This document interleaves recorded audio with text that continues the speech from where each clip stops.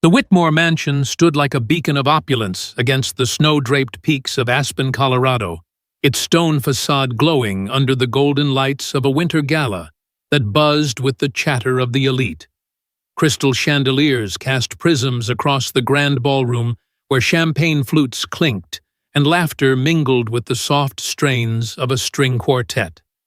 Emily Harper, a housekeeper of 10 years, moved silently through the crowd, her dark hair pulled into a neat bun, her navy uniform crisp despite the long hours. At 38, Emily carried herself with quiet dignity, her hazel eyes sharp with focus as she ensured every detail was perfect: polished silver trays, spotless marble floors, and fresh orchids in every vase. Her hands, calloused from years of scrubbing and lifting, worked with practiced grace, adjusting a napkin, here clearing an empty glass there. She was invisible to the guests, a shadow who kept the mansion's elegance alive, and that was how she liked it. Emily had learned long ago to take pride in her work, to find meaning in the small acts that held this grand world together.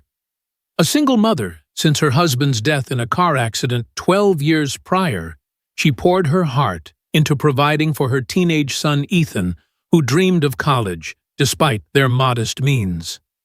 The Whitmore mansion wasn't just a job. It was her lifeline, a steady paycheck in a town where wealth dictated survival.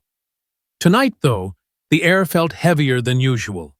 The gala marked the engagement of Charles Whitmore's niece, a radiant young woman in a shimmering gown, and the guest list included Aspen's richest tech moguls, oil heiresses, and old money families whose names adorned local libraries and ski resorts. Emily sensed the weight of expectation from Charles, the mansion's owner, a man whose presence could chill a room faster than the December wind outside. At 52, Charles Whitmore was a towering figure, his silver hair slicked back his tailored suit, accentuating a frame that spoke of discipline rather than warmth. His blue eyes, sharp as the icicles hanging from the mansion's eaves, missed nothing. He ran his empire real estate ventures spanning 3 continents with the same ruthless precision he applied to his household.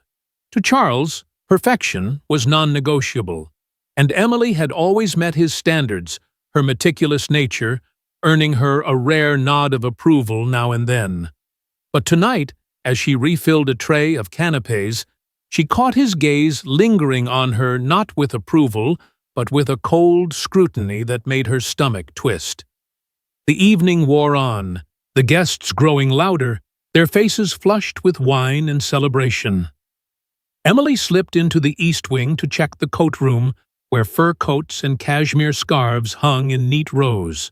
She adjusted a fallen hanger, her fingers brushing against a velvet-lined jewelry box left carelessly on a side table. It wasn't her place to touch it, but she noted its presence, assuming a guest had misplaced it. As she turned to leave, a sharp voice cut through the quiet. "Harper."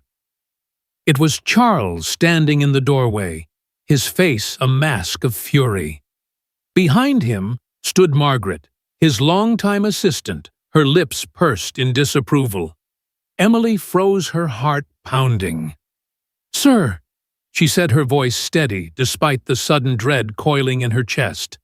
Charles stepped forward, holding up a small velvet pouch, his fingers trembling with barely contained rage. "The sapphire brooch, my mother's heirloom worn by my niece tonight, is gone. It was last seen in this room."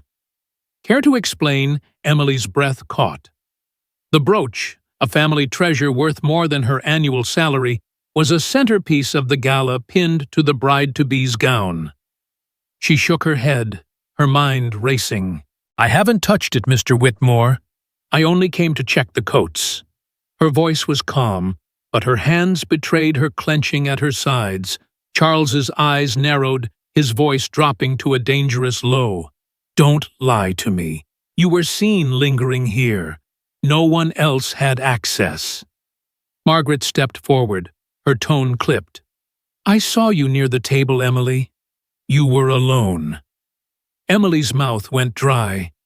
She wanted to protest, to point out the dozens of guests who'd passed through, but the weight of their accusations pinned her words in her throat.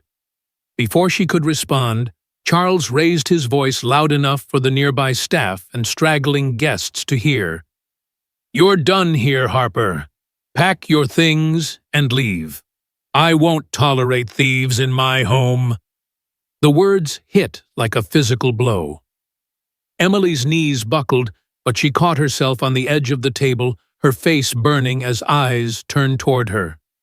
The ballroom's chatter faltered, replaced by whispers that slithered through the crowd.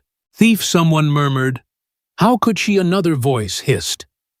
Emily's vision blurred, not from tears, she refused to let them fall, but from the sheer weight of humiliation. She'd spent a decade in this house, polishing its floors, memorizing its rhythms, earning the trust of its staff, only to be cast out like refuse. Charles didn't look at her again, turning to address the guests with a forced smile, as if her disgrace was a minor inconvenience. Margaret handed Emily her coat, her expression unreadable. "You should go now," she said, not unkindly, but with finality. Outside, the snow fell in thick, relentless flakes, swallowing the glow of the mansion's lights. Emily trudged down the driveway, her thin coat no match for the biting cold. The wind howled, mirroring the storm in her chest, anger, shame, and a bone-deep sense of injustice. She thought of Ethan, waiting at their small apartment, his college application spread across the kitchen table. How would she explain this? How would she pay the rent? The bills, his dreams. Her hands shook as she pulled her scarf tighter, her breath visible in the frigid air. She hadn't stolen anything, hadn't even seen the brooch, but the truth felt irrelevant against Charles's verdict. The world of the wealthy was a closed circle, and she was an outsider, disposable. Unseen, in the shadows of the ballroom, a small figure watched Emily's departure. Lily Thompson, 9 years old, stood clutching her father's hand, her wide brown eyes brimming with confusion. Her chestnut curls framed a face too young for such heavy thoughts, but her heart ached with a clarity that cut through the gala's noise. Lily, the daughter of Michael Thompson, a tech billionaire, and Charles's old friend, had known Emily for years. When Lily's mother was bedridden with cancer, Emily had been there not as a housekeeper, but as a quiet presence, slipping her books to read, braiding her hair, listening to her fears when the adults were too busy. Now, watching Emily vanish into the snow, Lily felt a pang she couldn't name. She tugged at her father's sleeve, but Michael, deep in conversation with a senator, barely noticed. Lily's gaze lingered on the driveway, where Emily's footprints were already fading under fresh snow. Something was wrong, terribly wrong, and the weight of it settled in her small chest like a stone. Back inside, the gala resumed its glitter, the guests oblivious to the life upended in their midst. Charles stood by the fireplace, accepting congratulations for his niece's engagement, his smile as polished as the marble beneath his feet. But his hands tucked into his pockets, clenched into fists, a flicker of unease passing through him. He dismissed it, focusing on the senator's anecdote, but the image of Emily's pale, shocked face lingered unbidden. For a moment, he wondered if he'd been too quick to judge, but the thought was fleeting. Trust was a luxury he couldn't afford, not in his world where betrayal hid behind every smile. The brooch was gone, and someone had to pay. Emily was the easiest answer, the one who wouldn't fight back. Emily reached the bus stop, her boots soaked, her fingers numb. The shelter offered little protection from the wind, and the next bus wasn't for an hour. She leaned against the metal bench, her breath hitching as she fought the tears she'd held back in the mansion. She wasn't a thief. She'd never taken so much as a forgotten coin from the Whitmore household. Her life was built on honesty, on the quiet pride of doing her job well, of being someone Ethan could look up to. Now, that was gone, stripped away in a moment of public shame. She thought of the guests' whispers, the staff's averted eyes, the way Charles's voice had carried such finality.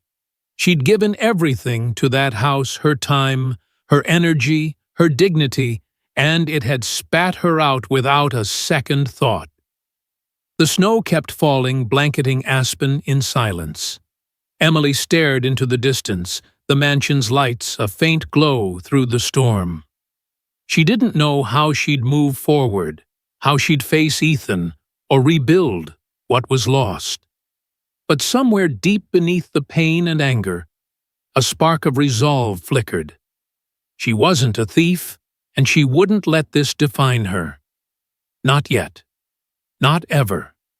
As she stood alone, the cold seeping into her bones, she couldn't know that a 9-year-old girl tucked away in a mansion room was already piecing together the truth, her small hands clutching a letter that might change everything. The night was far from over, and the story of Emily Harper was only beginning. The Whitmore mansion was quieter 3 days after the gala, its grandeur softened by the pale light of a late December morning. Snow blanketed the grounds, muffling the world outside. But inside, the air carried a lingering tension, like a note held too long on a violin. Lily Thompson sat cross-legged on the guest room bed, her chestnut curls spilling over her shoulders, her brown eyes fixed on a worn copy of Anne of Green Gables. The book was one of many Emily Harper had given her over the years, each one a quiet gift slipped into her hands during visits to Aspen. Lily traced the faded cover, her fingers lingering on a small inscription inside, "For Lily, may you always find courage in stories." Emily. The words blurred as her eyes welled up, not from sadness alone, but from a restless need to make things right. Emily's dismissal still hung heavy in her mind, the memory of that snowy night replaying like a movie she couldn't pause.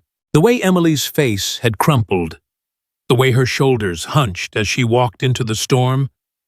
It wasn't fair. Lily was only 9, but she knew unfairness when she saw it, and it burned in her chest like a coal. The guest room was a cocoon of warmth, with its plush cream carpet and mahogany furniture, but Lily felt out of place among the luxury. Her father, Michael Thompson, was holed up in a conference call downstairs, his voice a distant hum through the walls. A tech billionaire whose name graced magazine covers, Michael was always busy, his attention split between deals and devices. Lily didn't resent him for it, not exactly, but she missed the days when he'd read to her before her mother's illness stole the softness from their family. Emily had filled that gap not as a replacement, but as a quiet anchor, someone who listened when Lily whispered about her fears, who braided her hair with gentle hands, and told her stories of her own childhood in a small Colorado town. Now Emily was gone, and Lily felt like a boat adrift, no one to guide her back to shore. She slid off the bed, clutching the book, and padded down the hall to the mansion's library, a vast room lined with floor-to-ceiling shelves and leather-bound volumes that smelled of age and polish. The library was her sanctuary, a place where she could escape the adult world of clinking glasses and forced smiles. She curled up in a velvet armchair by the window, the book open on her lap. But her mind wasn't on Anne Shirley's adventures. She kept seeing Emily's face, the way her eyes had darted, pleading before Charles's voice cut her down. Lily didn't believe Emily was a thief. She couldn't. Thieves didn't leave notes in books, or spend hours helping a lonely girl feel less alone. But how could she prove it? She was just a kid, and adults rarely listened to kids, especially not ones like Charles Whitmore, whose every word felt like a gavel. As she stared out at the snow-covered lawn, A memory surfaced, something Emily had said once about the mansion's nooks and crannies, how every old house held secrets if you knew where to look. Lily's gaze drifted to the shelves, to a corner where the books were less pristine, their spines cracked from use. She stood her bare feet silent on the carpet and began to explore, running her fingers along the titles. That's when she found it. A slim envelope tucked between 2 volumes of Dickens, its edges yellowed but intact. Her heart quickened as she pulled it out, recognizing Emily's neat handwriting on the front. To Lily when you need it most. Inside was a letter written in blue ink, its words simple but heavy with care. Dear Lily, it began, "You are stronger than you know. When I was your age, I felt small too, but I learned that kindness is a kind of strength, one that changes things, even when the world feels big and scary. You made my days here brighter. Thank you for that. Emily." Lily's throat tightened. She read the letter again, then a third time, clutching it like a lifeline. Emily hadn't written this for no reason. It was a clue, a piece of her heart left behind, and it made Lily's resolve harden. She wasn't going to let Emily disappear without a fight. But she needed more than a letter, she needed proof. She tucked the envelope into her sweater pocket and began to pace the library, her mind racing. The sapphire brooch was the key, but where had it gone?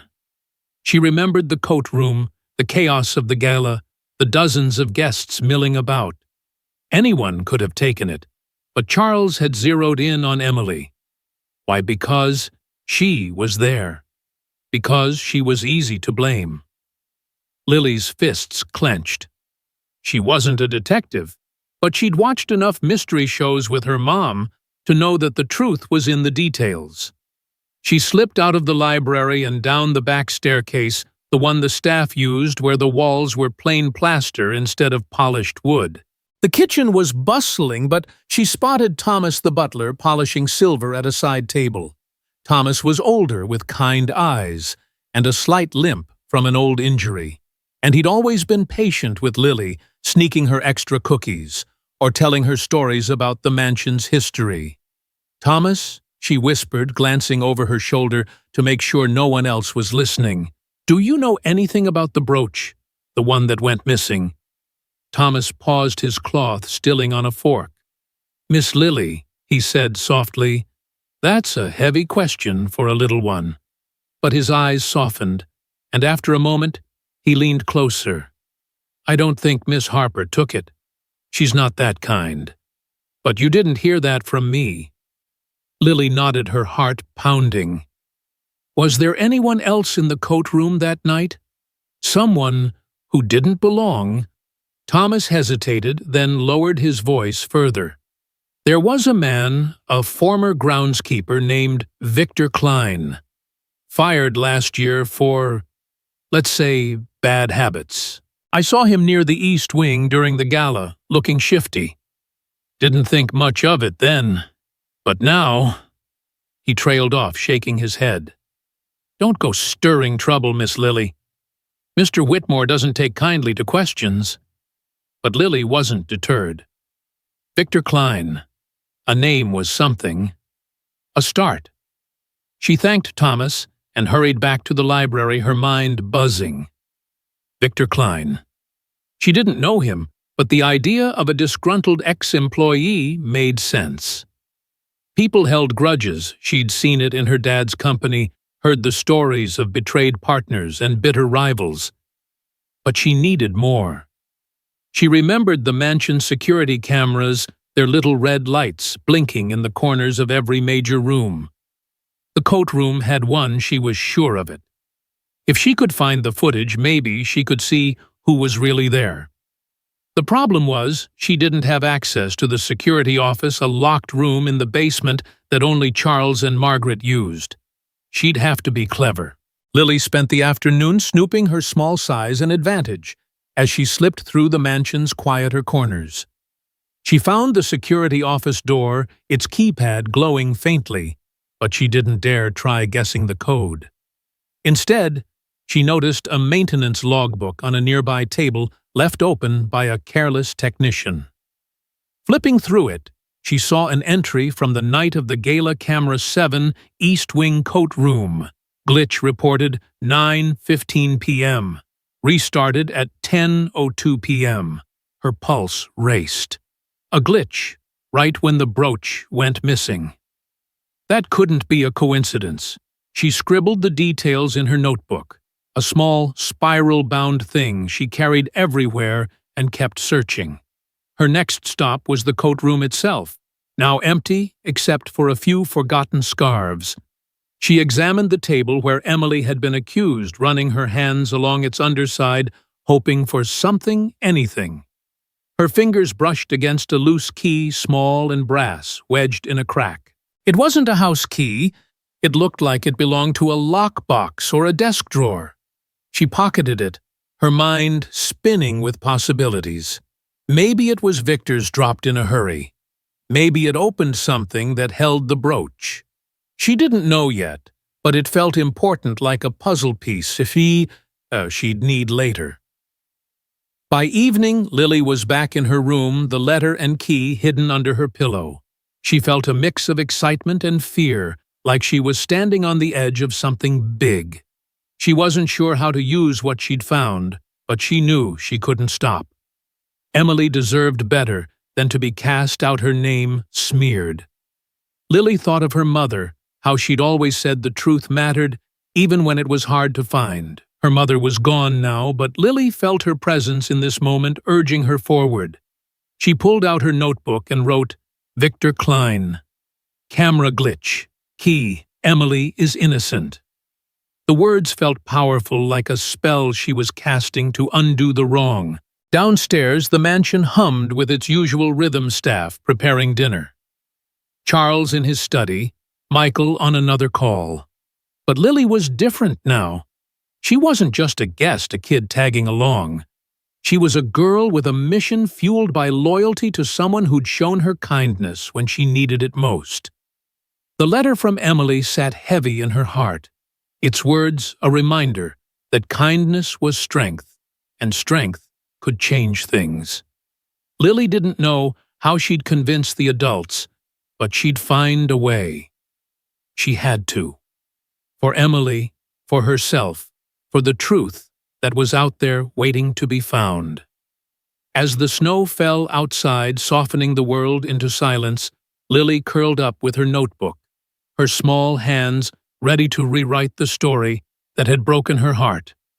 The Whitmore Mansion's study was a fortress of dark wood and leather, its walls lined with portraits of stern-faced ancestors who seemed to watch every move.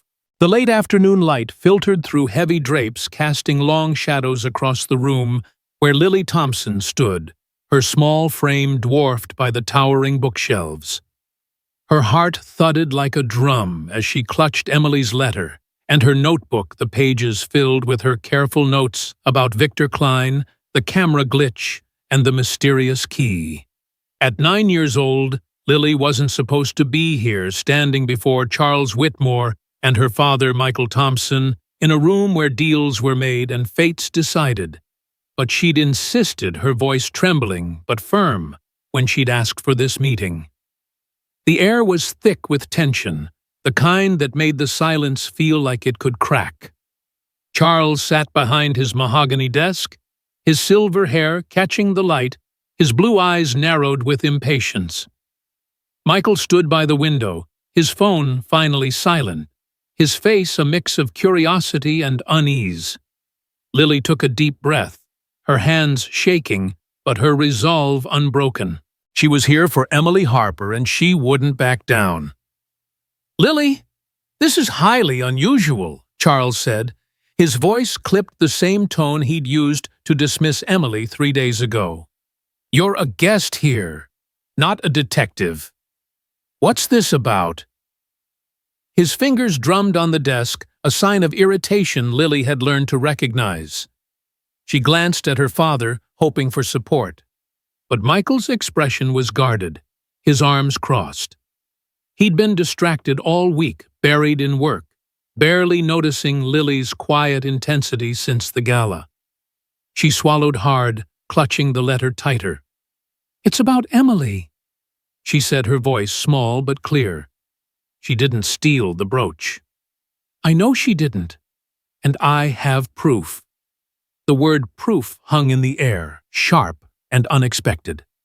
Charles's eyebrows shot up, and Michael turned fully toward her, his face softening with surprise. "Proof?" Charles repeated, leaning forward, his tone skeptical but curious. "Go on, then. Let's hear it." Lily opened her notebook, her fingers trembling as she flipped to the page with her notes. She'd spent the night piecing it together, her mind racing with the clues she'd gathered. "First I found this," she said, holding up Emily's letter. "She wrote it to me before the gala. It's not about stealing. It's about kindness, about how she cared about me when Mom was sick." Her voice cracked on the word Mom, and she saw her father flinch, his eyes flickering with something like guilt. She pushed on, reading the letter aloud, her words steady, despite the lump in her throat. Emily wrote, "Kindness is a kind of strength. She's not a thief. She's the one who helped me when I was scared, who listened to me. Thieves don't do that." Charles's expression didn't change, but his drumming fingers slowed, and Lily took it as a sign to keep going. "Then there's the coat room," she said, her voice gaining strength. "I checked the maintenance log. The security camera in there had a glitch the night of the gala from 9:15 to 10:02 p.m. That's when the brooch went missing. Doesn't that seem strange?" She glanced at Charles, whose jaw tightened. "And Thomas, the butler, told me he saw Victor Klein near the East Wing that night. Victor used to work here, but you fired him, right? He was angry about it. I think he took the brooch to get back at you." Lily's words spilled out faster now, her confidence growing. She pulled the small brass key from her pocket, holding it up. "And I found this in the coat room under the table. It's not a house key. Maybe it's Victor's. Maybe it opens something he used to hide the brooch." Charles leaned back in his chair, his face unreadable, but Lily could see the flicker of doubt in his eyes. Michael stepped closer, his voice gentle but firm. "Lily, how do you know all this? You've been sneaking around, haven't you?" There was a hint of pride in his tone, but also worry. Lily met his gaze, her chin lifting. "I had to, Dad. Nobody else was helping Emily. She didn't do anything wrong, but everyone believed she did, because it was easy." The room fell silent, the weight of her words settling over them. Michael's eyes softened, and for the first time in days, he really looked at her, seeing the fire in his daughter's heart. Charles cleared his throat, his voice gruff. "That's a lot of speculation, young lady. Victor Klein was trouble, yes, but he's long gone. And a letter and a key don't prove anything." But his tone lacked its usual certainty, and Lily seized the moment. "Then check the cameras," she said. "Not just the coat room one. There's a camera in the hallway, outside the East Wing. If Victor was there, it might show him. And if you talk to him, maybe he'll slip up. Please, Mr. Whitmore, Emily deserves a chance." She paused, her voice dropping to a whisper. "You didn't give her one before." The accusation hung in the air, sharp and bold for a 9-year-old. Charles's face darkened, but not with anger. Something deeper, like shame. He stood pacing to the window, his hands clasped behind his back. Lily watched him, her heart pounding. She'd never spoken to an adult like this, never challenged someone so powerful. But she thought of Emily, trudging through the snow, her life upended, and it gave her courage. Michael knelt beside her, his hand on her shoulder. "Lily, you're sure about this?" he asked, his voice low. She nodded, her eyes fierce. "I'm sure, Dad. Emily's good. She doesn't deserve this." Charles turned back, his gaze moving from Lily to the letter in her hands. For the first time, he seemed to see her not as a child, but as someone with something to say. "All right," he said finally, his voice quieter. "I'll have the footage checked, and I'll look into Klein. But if this is nothing, Lily, you need to let it go." Lily nodded, relief flooding her, though she knew it wasn't over. Charles picked up his phone, dialing Margaret. "Get me the security logs for the East Wing and find out where Victor Klein is now," he said, his tone clipped but lacking its usual edge. As Charles made the call, Michael pulled Lily aside, his eyes searching hers. "Why didn't you tell me you were doing this?" he asked, his voice a mix of awe and regret. Lily shrugged, her cheeks flushing. "You were busy, Dad, and I didn't know if you'd believe me." Michael's face fell, and he pulled her into a hug, his arms tight. "I'm sorry, kiddo. I haven't been there like I should. But I'm listening now." Lily hugged him back, her face buried in his sweater, feeling a warmth she hadn't in months. For a moment, the room felt less cold, the portraits less judgmental. Later that evening, Margaret returned with the security footage, her expression unreadable, as she set up a laptop on Charles's desk. The grainy video showed the East Wing hallway time-stamped the night of the gala. At 9:20 p.m., a figure appeared, Victor Klein, his face unmistakable, his movements furtive, as he slipped toward the coat room. The footage cut off just before he entered, but it was enough. Charles's face hardened, his fingers gripping the desk. "He shouldn't have been there," he muttered, almost to himself. Lily watched him, her heart racing. It wasn't proof of theft, but it was something, a crack in the story that had condemned Emily. Charles's mind was elsewhere, though drifting to a memory he rarely revisited. He was 12, standing in his father's study, much like this one, listening as his father fired a gardener for a missing watch. The man had begged, tears in his eyes, but Charles's father hadn't listened. His voice cold as stone. "Trust no one," he'd told Charles later. "People will take everything if you let them." That lesson had shaped Charles, hardening him into a man who saw betrayal in every shadow. But now, watching Lily's fierce determination, he felt a pang of doubt. Had he become his father, quick to judge, slow to trust? Emily's face flashed in his mind, her shock, her silence, and for the first time, he wondered if he'd made a mistake. Lily didn't see his inner turmoil, but she felt the shift in the room. She'd planted a seed, and it was growing. "Thank you, Mr. Whitmore," she said, her voice soft but firm. "Emily's worth it." Charles met her gaze, his expression unreadable, but he nodded, a small gesture that felt like a victory. As Lily left the study with her father, the letter still in her hand, she felt lighter, like she'd carried a piece of Emily's burden and set it down. The truth was closer now, but not close enough. Victor Klein was out there, and the brooch was still missing. Lily knew she'd done all she could for now, but the fight wasn't over. She glanced at her father, who smiled down at her, his eyes warm with pride. For the first time in a long time, she didn't feel alone. Outside, the aspen snow fell softly, blanketing the mansion in quiet. The study's portraits watched in silence, their eyes no longer accusing, but curious, as if waiting to see what came next. Charles sat alone, the laptop still open, Victor's face frozen on the screen. He thought of Emily, of the decade she'd given to his home, and of the little girl who'd dared to challenge him. Something stirred in him, a crack in the armor he'd worn for years. He wasn't ready to admit he was wrong, not yet, but he couldn't ignore the truth staring him in the face. The story wasn't over, and for the first time in a long time, Charles Whitmore felt the weight of his own choices.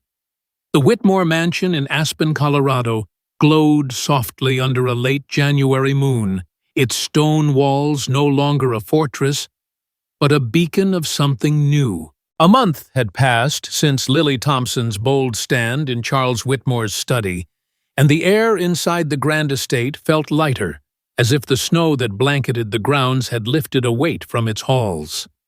The grand ballroom, once a stage for accusations and cold dismissals, was now alive with a different kind of gathering.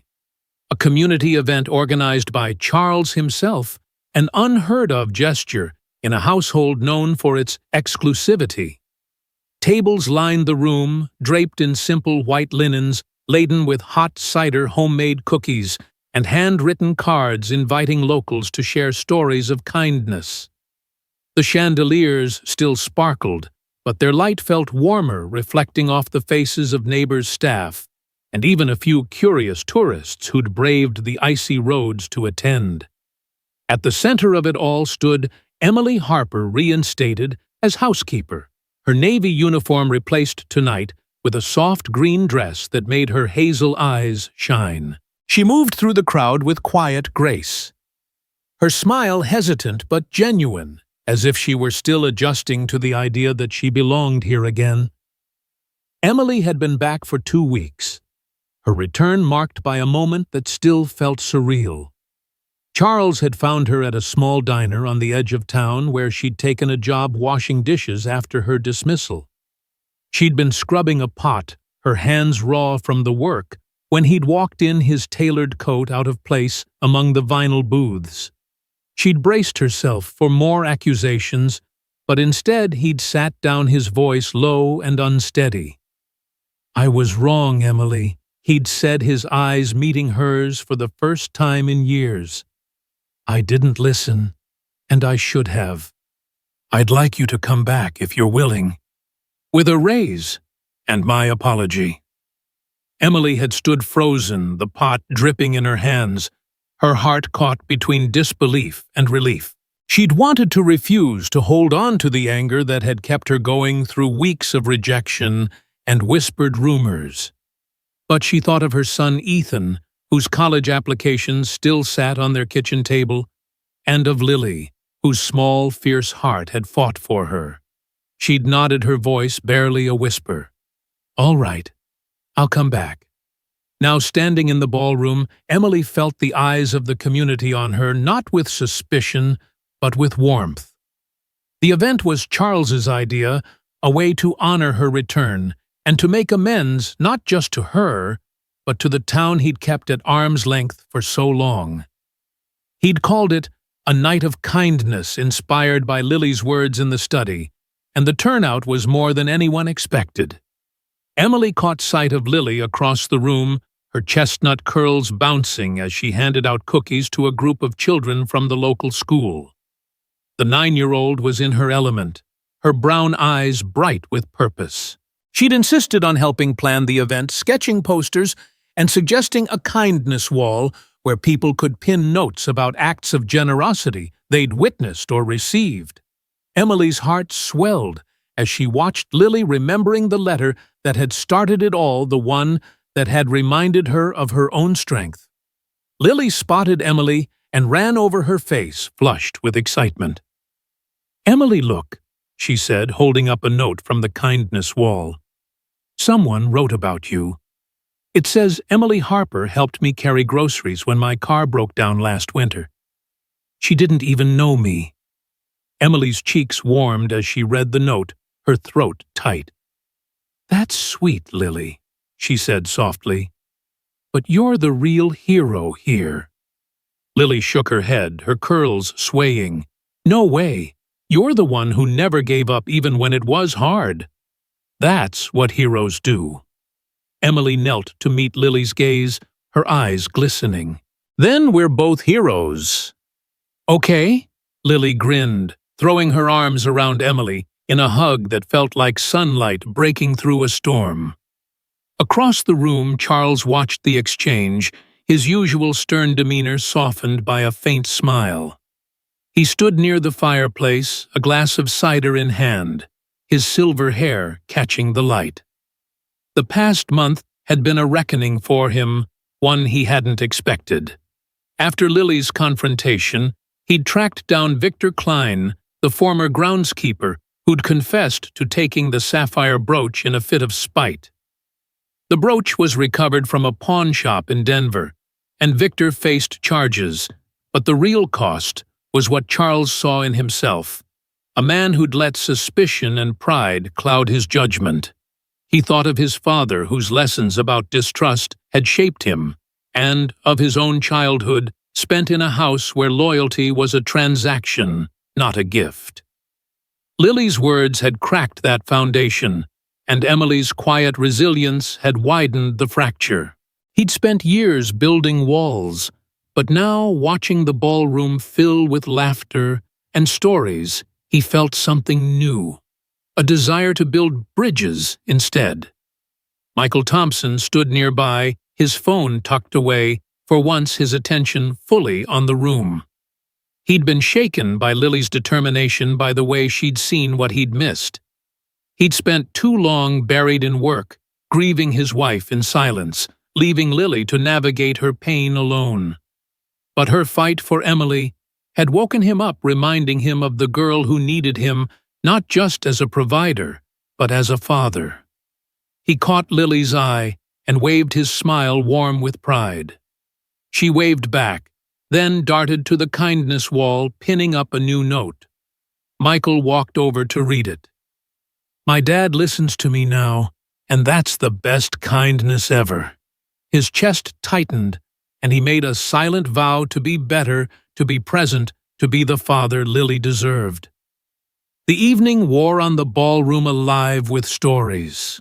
An elderly woman shared how Emily had shoveled her driveway during a blizzard, refusing payment.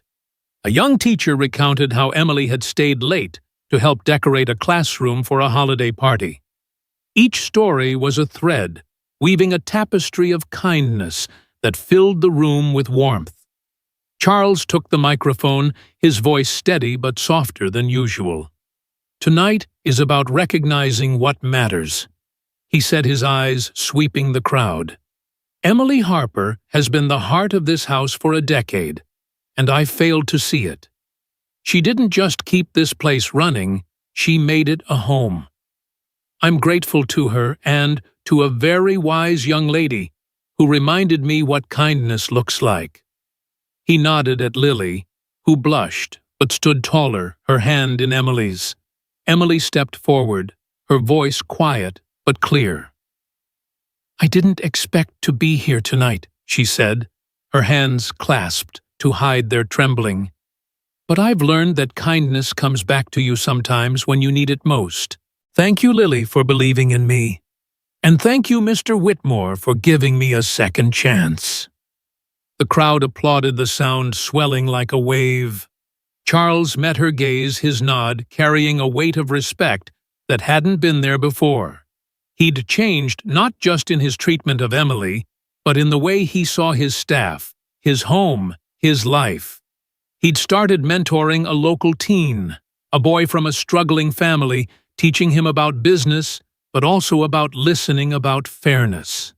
The mansion, once a cold monument to wealth, was becoming something else, a place where people mattered.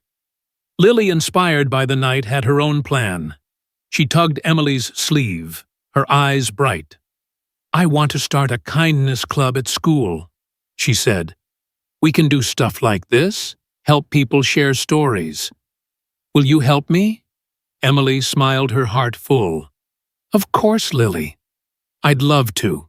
They spent the rest of the evening sketching ideas for the club, their heads bent together, their laughter mingling with the hum of the crowd. Charles watched from a distance, his cider untouched, his mind on the future.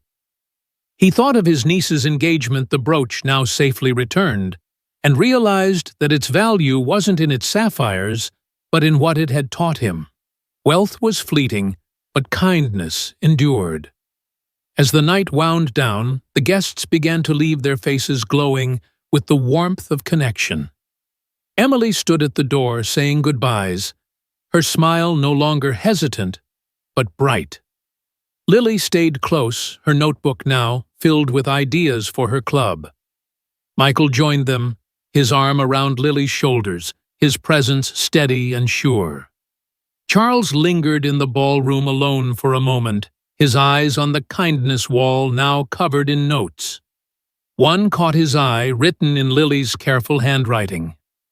"Kindness is strength, and Emily is the strongest person I know."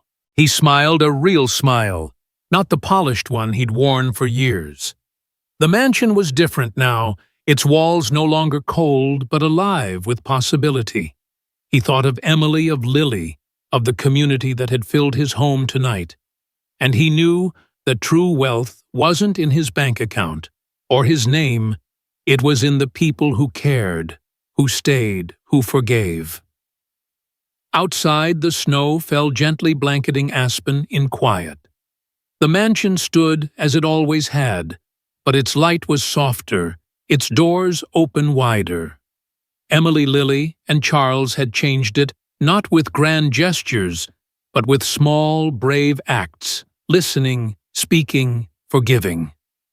As Charles locked the doors for the night, he glanced at the kindness wall one last time, its notes a testament to what mattered most. He felt lighter, unburdened, ready to be a better man, a better neighbor, a better friend. The story of Emily and Lily wasn't just theirs. It was Aspen's, a reminder that even in a world of wealth and power, kindness could rewrite the ending.